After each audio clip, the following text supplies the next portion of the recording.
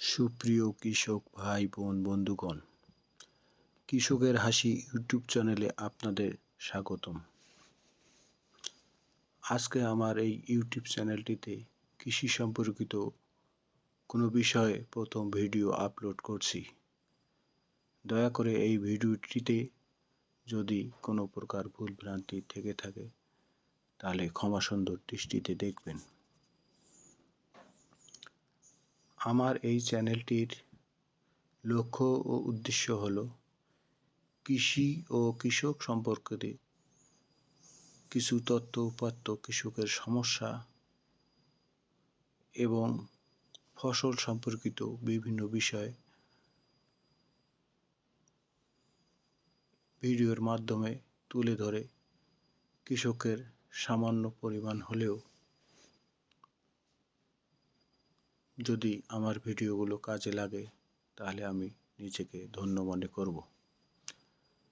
তাই এই চ্যানেলটির পাশে থেকে আপনারা আমাকে সহযোগিতা করবেন এবং দয়া করে চ্যানেলটি সাবস্ক্রাইব করবেন। তো কথা না বাড়িয়ে আজকের ভিডিওটিতে সরাসরি চলে যাই। আপনারা দেখছেন আমি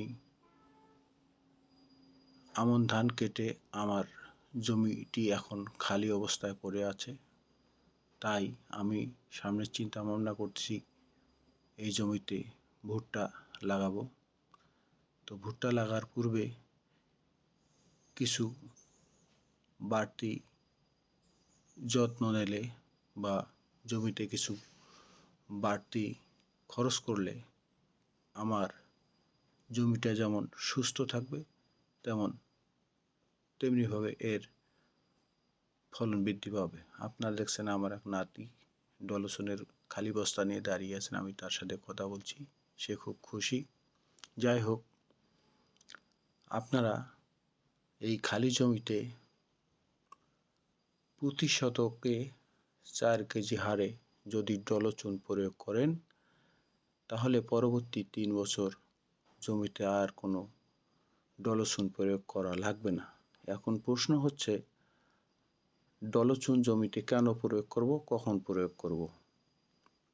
ডলচুন জমিতে প্রয়োগ করার সুবিধা হচ্ছে, আমরা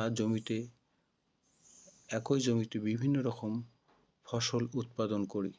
এই ফসল উৎপাদন করতে গিয়ে আমরা জমিতে বিভিন্ন রকম রাসায়নিক সার, কীটনাশক ঔষধ প্রয়োগ করি।